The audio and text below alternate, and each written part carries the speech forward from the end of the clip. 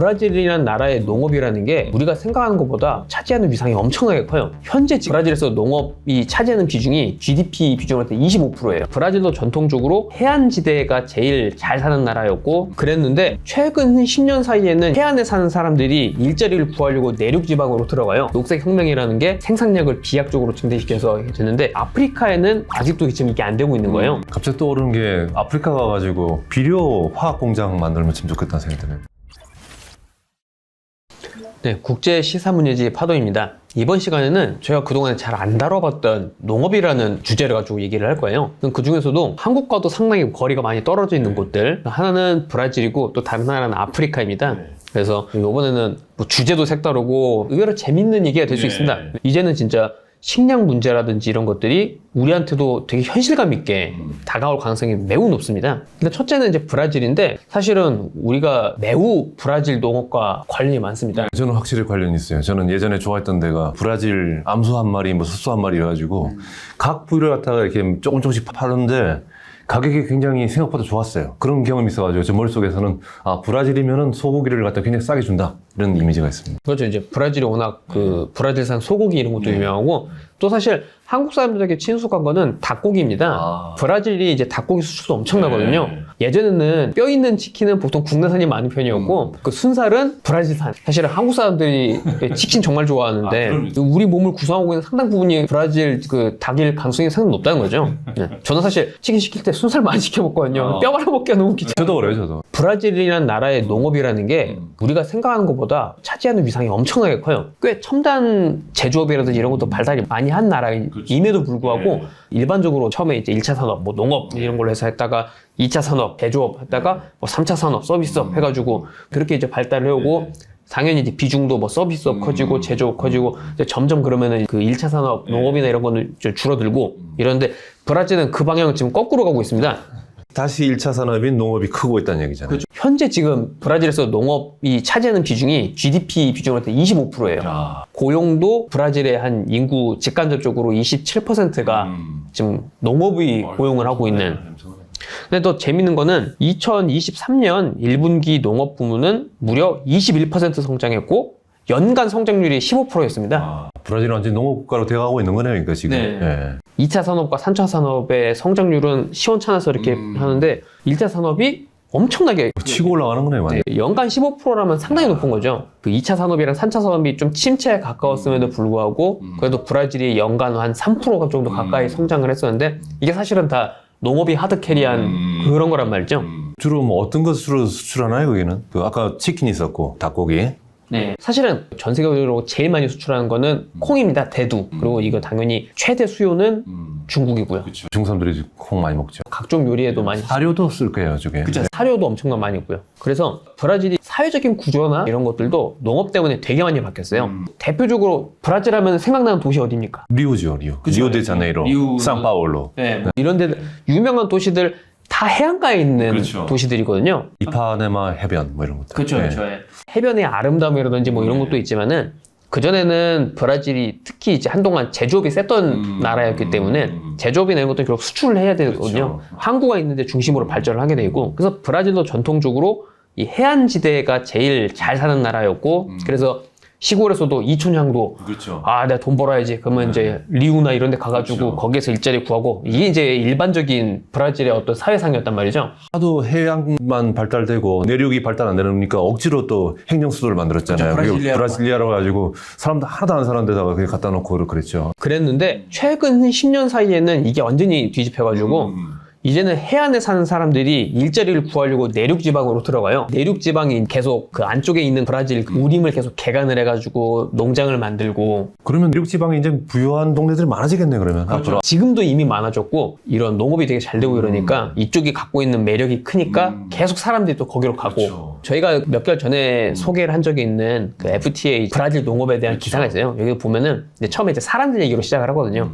서부 개척 시대의 서부를 향하는 사람들의 마음가짐으로 내 돈 벌어보려고 여기 왔어 해가지고 여기 와서 새로 사무실 차리고 일하고 이런 사람들 그리고 와서 봐보니까 진짜 그 막 값비싼 램 픽업 트럭. 램이 어느 회사 거죠? 크라이슬러 그쪽 그 계열 그 회사예요. 그러니까 미국에서 제일 많이 팔리는 픽업 트럭이 이제 F150 포드 거. 이게 이제 제일 약간 범용 그거고 여기에 고급 버전이 램 트럭이에요. 이 램 트럭이 한 대에 한 1억 얼마 넘어가요. 네. 비싸네요. 돈 벌려고 이제 농업이 한창인 이제 이 마을에 도착을 했더니 여기에 막 1억이 넘는 램 트럭 그 픽업 트럭들이 막 다니고 이런 걸 보면서 아 정말 놀랐다 뭐 이런 얘기들도 나와요. 장사를 해가지고 아까 뭐 중국에서 수입 많이 하니까 대두 같은 거 그 나라 땅이 크잖아요. 땅 크니까 그걸 뭐 대량으로 만들어서 그쪽에서 오다가 막 들어오면은 큰 돈이 벌리겠죠. 그렇죠. 네. 국제적으로는 이 브라질의 농업 발전이 계속 그 문제시 되는 게 땅을 농토를 만들어야 그렇죠. 되니까 브라질 열대 우림들을 계속 개간을 합니다. 브라질 열대 우림이라면 보통 사람들이 지구의 허파와 뭐 그러잖아요. 그렇죠. 그걸 다 농지로 만드는 거니까 세계인들 입장에서는 좀 불안하죠. 특히 전임 대통령이었던 보사노로 대통령 시절 때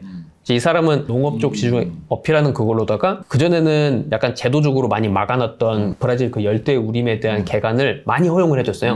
보통 이제 이런 거 개간할 때 막 태워서 하고 그러더라고요. 그렇죠. 그러다 보니까 국제사회에서는 계속 그런 거 가지고 비난을 하고 그런데 브라질 내부적으로는 그렇게 해가지고 경제가 어쨌든 성장을 하고 그동안에 브라질을 비롯해서 남미가 전반적으로 경제 상황이 계속 안 좋았던 편이잖아요.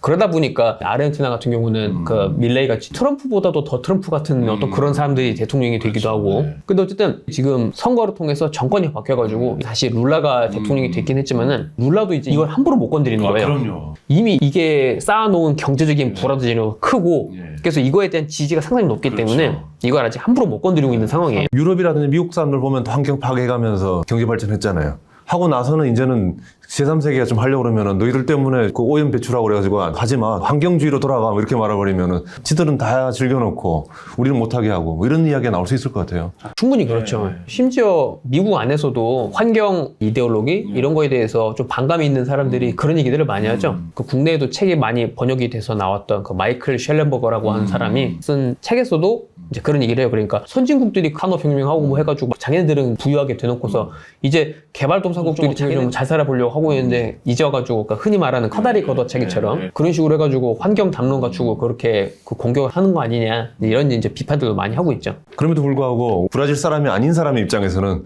브라질의 열대우림, 세계의 허파가 사라지면은 우리로서는 좀 안 좋긴 하죠. 그리고 세계 모든 경제 특히 농업에서는 피해갈 수 없는 문제가 지금 이제 기후변화거든요. 브라질도 사실은 기후변화에 대한 여기서 자유로울 수가 없어요. 사실 브라질에 이렇게 농업 같은 거 보고 온 사람들은 그런 얘기를 하거든요. 여기는 땅이 너무 좋아서 뭘 던져놔도 잘 된다고. 그리고 또 브라질 사람들도 농담 삼아 그런 얘기를 많이 했다고 그래요. 여긴 되게 축복받은 땅이라서 지진도 없고 태풍, 뭐 허리케인 이런 것도 없고 그런 게 없어서 정말 복받은 땅이다. 얘기 많이 했는데 최근 들어서는 브라질조차도 폭우 때문에 물난리가 나가지고 이제 그런 일들이 벌어지고 있거든요. 평소에 물난리가 없던 나라니까 지금 물난리 나면 진짜 대비가 잘 안 돼 있겠네요. 더더욱. 마치 우리 몇 년 전에 강남 보듯이 한번 비 오면 그냥 물바다가 되고 그러지 않습니까? 근데 이런 것들이 농업에 또 마찬가지로 이렇게 영향을 미칠 건데 그러면은 그동안에 뭐 잘 키울 수 있었던 작물들이 대두라든지 이런 것들이 잘 안 되거나 이런 문제들이 생길 수밖에 없거든요.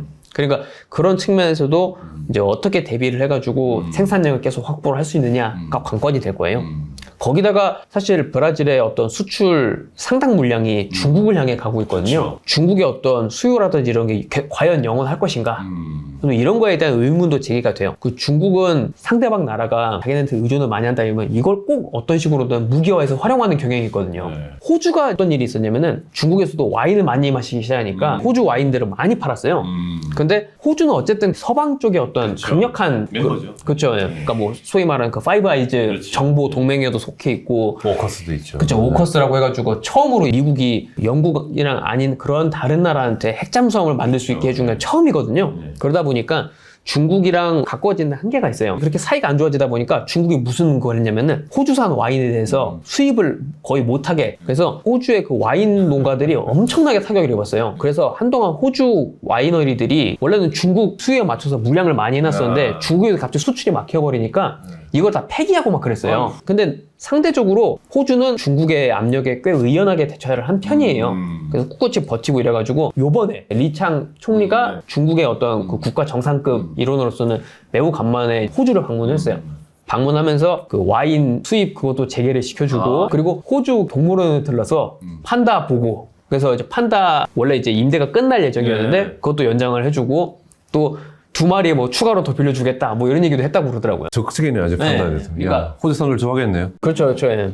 코알라 인기가 떨어질 것 같고. 저는 항상 갑자기 코알라 얘기를 하냐면은 이 호주랑 한국의 어떤 관계 개선이 앞으로 좀 더 많이 좀 해야 될 것 같은데 이제 그 중에 코알라를 한국에 데려오는 게 되게 중요하다. 김수빈 에디터님의 지론이에요. 판다보다 코알라가 더 귀여울 수 있다. 놀라운 거는 일본, 대만 다 코알라가 있습니다. 한국에만 없어요. 이게 약간 차별이 있네요. 그 어떤 이유인지 모르겠어요. 호주랑 특별히 뭐 한국이 관계가 안 좋고 이런 것 같지는 않은데 어쨌든 그래서 중국이 항상 무역이나 이런 것들이 이렇게 있으면은 이걸 약간 무기로 활용하는 경향이 있거든요. 네, 그러니까 중국의 수요에 너무 의존하는 것도 브라질 입장에서 좀 경계를 해야 될 거예요. 최근에 이제 중국의 수요가 또 농업에서 파란을 일으키고 있는 것 중에 하나가 두리안입니다. 냄새는 엄청 고약한데 과일의 뭐 여왕이님 오래 과일의 뭐 왕이라고 왕이라고 부르고 그러기도 하고. 동남아 쪽 여행 가면은 꼭 호텔에 이렇게 안내문으로 붙어 있는 게 제발 두리안 갖고 오지 마라. 싱가포르 봤어요. 싱가포르에 오니까 지하철에 써붙여놨어요. 두리안 가지고 탈 수 없음. 그쪽은 벌금 세잖아요. 아마 크게 벌금 받을 거예요. 두리안 제가 옛날에 한번 먹어본 것 같긴 한데 먹어본 사람들 얘기로는 정말 맛은 좋대요. 향은 되게 지독하지만 원래 뭐 우리가 냄새가 나쁜 음식들이 또 맛이 좋은 경우 많잖아요. 청국장이라든지 나또라든지. 네. 근데 지금 두리안이 엄청 중국에서 인기가 많다 보니까 태국이나 심지어 베트남이 커피로도 원래 유명한 그렇죠, 나라입니다. 그렇죠. 근데 지금 베트남의 그 로부스타 커피 생산량이 줄고 있어요. 그러니까 이제 가격이 높아지는 거죠. 근데 이게 왜 그러냐면은 전 처음에 그 얘기만 듣고 기후변화 때문인가 또 근데 그게 아니라 두리안이 되게 잘 팔리니까 그 전에 커피 재배하던 농가들이 커피 치워버리고 두리안을 재배를 하고 막 이래서 지금 커피 생산량이 줄어든 거예요. 종목을 바꿔버렸네. 네. 중국이 워낙 인구가 많다 보니까 중국에서 뭔가 어떤 그 취향이나 뭐가 생겨나면은 그냥 전 세계 산업이 흔들립니다. 그래서 지금 그 두리안도 그러고 있는데 어느 순간 중국에서 이제 두리안 질렸어 해서 이제 잃어버릴 수도 있거든요. 지금 태국이나 이런 데는 아예 두리안 생산하는 농업업체가 IPO를 준비할 정도로 되게 잘 되고 있거든요. 그러니까 이런 식으로 중국에서 어떤 그런 뭐가 변화가 생기면은 어디서는 산업이 일어나고 어디서 산업이 무너지고 그래서 이제 브라질 얘기는 한 이 정도로 좀 해보면은 좋을 것 같고요. 그 다음은 FT에서 소개한 기사인데 아프리카의 이제 농업의 어떤 가능성에 대해서 이제 얘기를 하고 있는 거예요. 아유, 아프리카가 엄청 큰 대륙이잖아요, 여기가. 그렇죠. 우리가 보고 있는 그 메르카토르 도법의 세계 지도를 믿으시면 안 됩니다. 세계 지도는 그린란드가 생각보다 크지도 않은데 엄청 크게 표현하고요.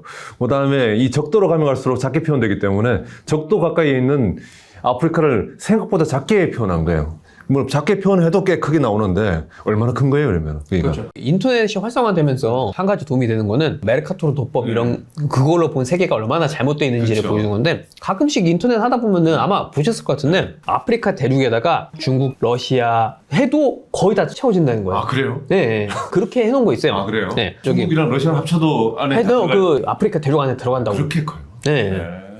그 북쪽으로 갈수록 커 보이게 나오잖아요. 보이잖아요. 그러니까 이제 시베리아 대륙이라든지 이런 것 그린란드 엄청 크잖아요. 그렇죠. 그런 것들이 사실은 생각보다 그렇게 크지 않고 이제 그렇다는 거죠. 그리고 아프리카는 유일하게 앞으로 한 20-30년 동안 계속 인구가 빠른 속도로 증가할 것이라고 예상이 되는 지역인데다가 지금 아프리카 나라 대부분의 평균 연령이 한 20대 정도예요. 그러니까 되게 젊은 나라라는 거죠. 이제 세계 경제의 마지막 남은 희망이라고 밖에 할 수 없어요. 세계 자본이라는 게 모든 것을 다 하나씩 지금 경제 발전 시켜 나갔잖아요. 근데 경제 발전하고 나면은 수익률은 자꾸 떨어지게 돼 있거든요. 그러면은 또 새로운 데 찾아가야죠. 이제 아프리카죠. 모든 어떤 자선가든 자본가든 모두가 다 이제 아프리카를 볼 수밖에 없고 그래서 대한민국도 아프리카에 계속 주시를 하고 주목을 해야 된다. 저희 소개한 기사에서 우리가 농업에서 농업 생산성 이런 거 따질 때 많이 사용하는 척도가 단위 면적당 생산량이 얼마나 되냐 그리고 또 비료를 얼마나 투입을 하느냐 뭐 이런 것들을 놓고 보는데 아프리카 농업의 현재 수확량을 보면은 이런 그 계산을 할 수가 있거든요. 지금은 생산량이 이만큼밖에 안 되는데 세계 평균 정도만큼의 비료를 그 아프리카가 쓴다고 그러면은 생산량이 이만큼 늘어나겠다. 이제 이런 식으로 이렇게 해서 해보면은 잠재력이랑 현재 상황에서 끌어올릴 수 있는 맥스랑 이거를 이제 할 수가 있잖아요. 근데 지금 아프리카는 만약에 제대로만 투입을 해서 하면은 생산할 수 있을 만큼의 4분의 1밖에 지금 현재 생산을 못 한다는 거예요. 지금 북한도 그렇대요. 그렇죠. 북한도 그쪽에 농업 전문가 얘기 좀 들어보니까 북한의 가장 큰 문제는 뭔가 하면은 비료가 너무 적대요. 누가 재밌는 얘기 하더라고요. 우리 임진강 넘어서 한국 쪽 있잖아요. 이게 남한 쪽. 남한 쪽은 또 문제가 뭔가 하면 돈사 같은 게 되게 많대요. 가축 키우는 돼지 같은 거. 거기에서 나오는 분뇨 때문에 여기는 또 비료가 너무 또 많대요. 그래서 여기는 비료가 너무 많아서 문제이고, 경기도는. 그 다음에 북쪽으로 가게 되면 거기는 그게 너무 없어서 문제라 가지고, 누구 말하냐면은 남북관계 좋아져가지고 이 돼지들 그 분뇨만 북한에 보내주면 북한 사람들 정말 좋아할 텐데라는 얘기 하더라고요. 마찬가지로 지금 아프리카가 비료가 없는 거죠. 저희가 녹색혁명이라는 표현을 많이 쓰는데 녹색이라는 이미지 때문에 녹색혁명이라고 하면 뭔가 환경의 어떤 그거라고 생각하시지만 원래 녹색혁명이라는 표현은 이제 60년대, 70년대 이때 비료에 대한 과학적인 연구 결과가 추적이 되면서 그때부터 화학 비료를 이제 적극적으로 사용을 하면서 이때 이제 세상이 비약적으로 그 사실은 녹색혁명의 두 가지 요소를 이렇게 말하잖아요. 하나는 품종개량, 그 다음에 비료. 이 두 가지가 합쳐지면 이제 확 한 몇 배가 증가되는 거거든요. 그렇죠. 예. 그러니까 옛날에 소위 그 멜서스류의 인구는 기하급수적으로 넣었는데 이걸 먹일 식량은 산술급수적으로밖에 안 나기 때문에 결국은 다 굶어 죽고 전쟁 나고 뭐 기아 나고 뭐 이런다. 이런 원래 비관론이 알게 모르게 계속 경제학에서도 자리 잡아 있었거든요. 그런데 이 60년대 이 녹색혁명이라는 게 발생을 하면서 사람 늘어난 거 충분히 먹일 수 있을 만큼 이게 나온 거예요. 사실은 이제 한국의 뭐 새마을 운동이라든지 이런 것들도 그거에 어떤 게 있는 거죠. 그때 이 정부에서 딱 강력하게 비료 투입하고 품종 정부에서 개량한 거 통일벼라고 했어요. 통일벼 참 맛없다고들 하던 그거긴 하지만 어쨌든 양이 많잖아요. 예. 제 아버지가 항상 얘기했어요. 통일벼가 양이 많아 좋다. 맛은 없지만.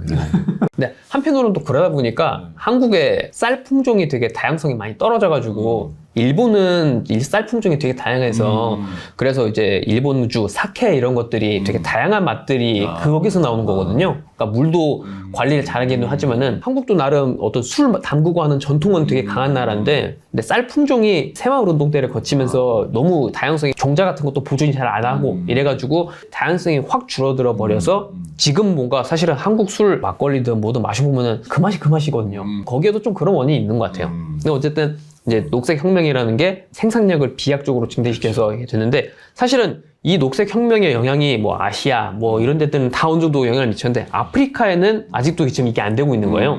갑자기 떠오르는 게 아프리카 가가지고 비료 화학 공장 만들면 참 좋겠다는 생각이 드네요. 그렇죠. 그러니까 사실은 한국에서도 그런 관점으로 비료 공장이나 이런 거 만들고 해가지고 거기에서 비료 보급하고 이런 식으로 하면은 앞으로 아프리카 농업이 폭발적으로 성장을 하게 된다면은 거기에서 이 기업들이 얻을 수 있는 게 크겠죠. 그러니까 아프리카 안에서도 이런 잠재성을 스스로 인식을 하고서 계속 노력을 하고 있는데 이제 그 중에 대표적인 게 파이낸셜 타임즈 기사에도 소개되는 모로코의 국영 기업인 OCP라고 하는 회사예요.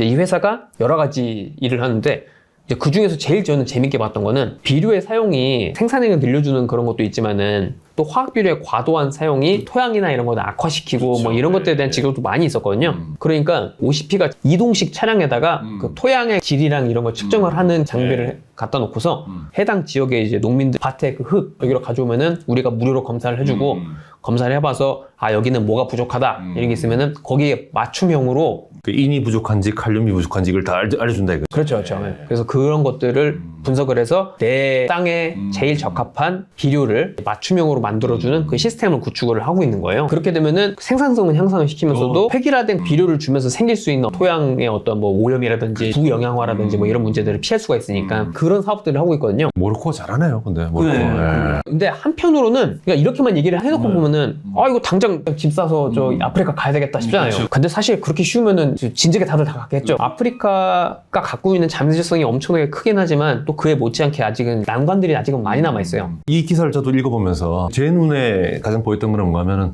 토지 소유 문제가 좀 아직까지는 문제인 것 같아요. 그러니까 한국이라는 나라가 농업에서 녹색혁명 성공했잖아요. 근데 그 이전에 한국이 성공하게 된 가장 중요한 게 중에 하나가 뭐냐면 그 토지 개혁이 있었잖아요. 옛날에는 지주들만 있고 밑에 사람들은 별로 소유 의식도 없고 그런데 각자에게 땅을 나눠줬잖아요. 내 땅이라는 게 있으니까. 그 내 땅에 대해서 굉장히 소중하게 여기면서 기본적으로 나의 땅이라는 요게 생겨야 되는데 이거 생기고 나면 그다음부터 사람들이 일도 열심히 하죠. 소농 경제라는 게 또 약점이 하나 있어요. 땅 맞이기가 몇 맞이기 안 되니까 기계화를 한다든지 생산성이 좀 약해요. 맨날 해봤자 곡괭이 들고 겨우 하는 게 옛날 우리 같은 경우는 경운기 있잖아요. 경운기가 생긴 거 보면 약간 소처럼 생겼잖아요. 그게 쉽게 말하면은 기름으로 돌아다니는 소거든요. 그러니까 그 소나 가지고 겨우 하니까 생산성이 얼마 안 돼요.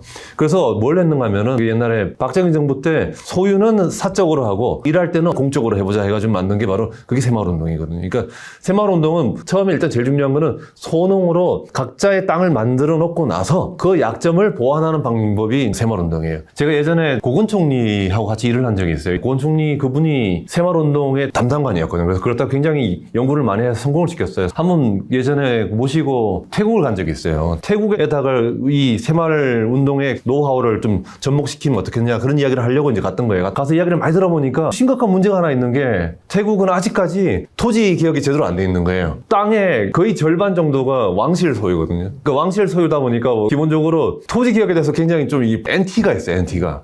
그래서 그런 점에서 제가 봤을 때 아니 토지 개혁이 제대로 안 됐는데 토지 개혁이 돼가지고 소농화된 걸 보완하려고 새마을운동 하는데 이거 없이 그냥 새마을운동이 되겠나? 아프리카 같은 경우도 이야기를 들어보니까 아마 나라마다 좀 시간 차이가 있을 거예요. 아프리카도 먼저 토지 개혁 문제가 좀 완성되고 나서 그 다음에 비료 문제라든지 녹색혁명이라든지 아니면 새마을운동이라든지 요 단계로 가지 않겠는가? 그래서 제가 볼 때는 저 나라는 기본적으로 그 정치적인 결단들, 우리는 결단을 했잖아요. 49년도에 결단을 해가지고 왔는데 그 결단을 아프리카의 나라 중에서 하는 나라가 있다면 그 나라는 굉장히 그 녹색혁명부터 시작해서 농업이 발전할 거고 그걸 못 해내면 계속 좀 낙후될 것이다. 그런 느낌을 기사를 읽으면서 받았어요. 예. 말씀하신 대로 사실은 아프리카가 갖고 있는 잠재력도 크지만은 이제 리스크라는 것도 적지 않은데 그 중에 제일 큰 게 그 정치적인 리스크가 커요. 아직까지도 현대적인 국가 행정 시스템이나 확립이 되지 않은 곳들이 많다 보니까 여기서부터 저기까지 누구 땅인지가 그런 것도 없고 한국도 사실 그런 부분 많습니다. 저기 공유지, 철도 부지나 이런 데로 있는 건데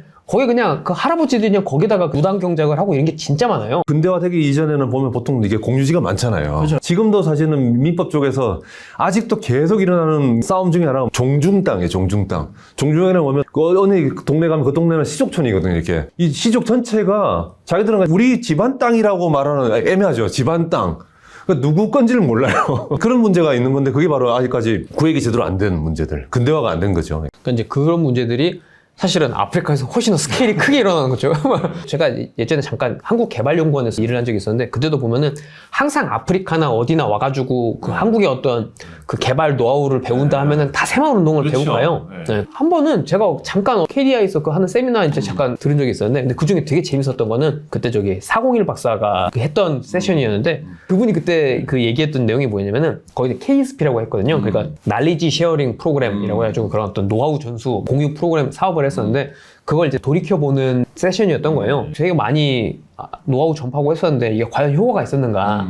그때도 느꼈던 거는 이게 노하우를 계속 전수해준다고 하긴 하지만은 어떤 그 전제 조건이 맞지가 않으니까 이게 제대로 그게 안 되는구나 라는 인상을 받았었거든요. 그 중에 되게 중요한 것 중 하나가 말씀하신 것처럼 어쨌든 기본적으로 사유재산이 확립이 돼줘야 되는데 사실은 한국도 그래서 한국 우파에서는 그 토지개혁, 농지개혁 하는 것을 이제 이승만 대통령이 가장 큰 업적으로 평가를 하긴 하는데 또 이것도 보면 역사적으로 이 농지개혁이나 이런 것들이 과연 누구에 의해서 진행이 됐고 했는지 이런 것들에서 좀 훨씬 복잡한 얘기들 많이 있는 것 같더라고요. 그리고 사실은 세계 역사에서 토지개혁이 이렇게 물론 한국도 뭐 절반은 성공이라고 할 수는 있겠지만은 기득권의 반발이 크지 않게 물론 전쟁도 있었고 그래서 이제 있었던 것 같긴 하지만은 이렇게 이루어진 사례가 정말 잘 없거든요.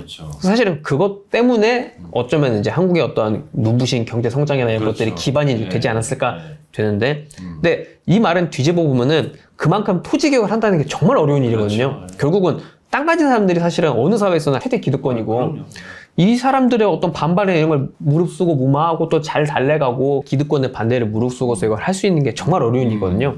잠재력은 있는데 그 잠재력이 그걸 틀어내야 되는데 그 이제 물줄기를 만들어내야 되잖아요. 그렇다고 못 만드는 게 참 가슴 아프긴 하네요. 정치적으로 안정이 확립이 돼 있고 이런 나라들이 있어요. 그러니까 뭐 이를테면은 뭐 제일 대표적인 거는 아무래도 그 남아공이 제일 네, 거기는 만델라의 나라이기도 하고 최근에 만델라의 그 당이었던 그 ANC가 좀 되게 위기에 처했다고 하는데 또 뭐 나이지리아라든지 이런 나라들도 상대적으로 정치적으로 꽤 많이 안정이 돼 있는 나라들이기 때문에 그런 정치적인 안정이 돼 있고 거기에 정부의 어떤 의지랑 이런 것들이 결합이 된다면은 그 아프리카에서도 이제 충분히 잠재력을 끌어올릴 수 있을 거라는 생각은 해요. 근데 이제 그런 것들이 과연 얼마나 큰 규모로 벌어질 수 있을 것인가 이게 앞으로 관건이 될 것 같습니다. 나중에 하면은 진짜 아프리카에 네 마리 사자 뭐 이런 이야기가 들려올 겁니다. 그러니까 이를테면 뭐 르완다 같은 나라들은 카가메 대통령이 좀 철권 통치를 하고 있는 것 같긴 하지만 그래도 경제적으로 꽤 안정적으로 그걸 하고 있다고 하거든요. 지금은 이제 농업에 대한 얘기를 주로 했지만은 사실은 농업 이게 잘 발전이 될 수 있는 게 되면은 그 위에 뭐 제조업이라든지 그렇죠. 서비스업이라든지 네. 이런 게 계속 다 이제 기틀이 될 거예요. 젊은 분들은 하이 리스크 하이 리턴이란 말이 있잖아요. 그러니까 그 아프리카에 한번 좀 모험을 해보십시오. 아마 나중에 큰 것을 얻게 될 거라고 저는 생각합니다. 잠재력이 많은 대륙입니다. 이참에 저희도 한번 아프리카 한번 가볼까요? 아주 안전한 곳으로. 이번 시간에는 일단 농업이라는 그 키워드를 가지고서 그 브라질의 농업이랑, 브라질은 아까도 말씀드렸다시피 지금 국가 경제를 견인을 하고 있는 게 농업일 정도로 큰 나라예요. 잠재력이 꽃피고 있는 나라죠. 지금. 이미 지금 네, 농업 잠재력이 꽃피고 있는 나라. 최대 지금 찍고 있고, 근데 이제 앞으로 특히 이제 기후변화라는 측면에서 과연 브라질 농업이 얼마까지 계속 생산성 이런 걸 유지할 수 있을지. 저는 개인적으로도 세계 어떤 자본주의 경제사에서 브라질 같은 사례가 없거든요. 갑자기 제조업이나 서비스업 뭐 이런 IT 이런 게 아니라 다시 농업이 나라를 이끌게 되는 사례가 그만큼 이제 브라질이라는 나라가 갖고 있는 어떤 천혜의 어떤 그런 땅이나든지 이런 것들도 있는 거지만은 되게 재미있는 사례라서 늘 항상 유심히 보고 있었던 사례이고요. 아프리카는 앞으로 이제 점점 늙어가고 성장 동력 떨어지는 이 세계 경제에서 유일하게 지금 잠재력을 갖고 있는 나라 지역인데, 근데 그만큼 뛰어넘어야 될 그런 난관이나 이런 것들이 되게 많아서 그런 측면들도 같이 보면서 아프리카는 계속 지켜봐야 될 지역이라고 생각을 합니다. 그래서 그런 의미에서 두 나라를 농업이라는 키워드로 엮어서 같이 소개를 드렸습니다. 이 두 개의 그 기사 모두 저희 저 파도 웹사이트에서 읽어보실 수 있고요. 저희가 이제 밑에다가 그 링크를 달아드릴 겁니다. 그래서 그거 꼭 한번 읽어보시고, 그 외에도 이제 파도에서는 항상 이 피가 되고 살이 되는 유익한 기사들을 소개하고 있으니 그 카카오톡 채널도 구독을 해주시고 그 기사들을 한번 쭉 읽어보시면은 세계 돌아가는 시각이나 이런 게 훨씬 더 깊어지고 내가 어디다가 투자를 할 것인가 깊은 해안을 가지실 수 있을 거라고 생각을 합니다. 그래서 다음 시간에도 또 뭐 경제, 뭐 사회, 뭐 정치뿐만 아니라 세계 곳곳에 아주 유익한 소식들 함께 찾아뵙겠습니다. 감사합니다.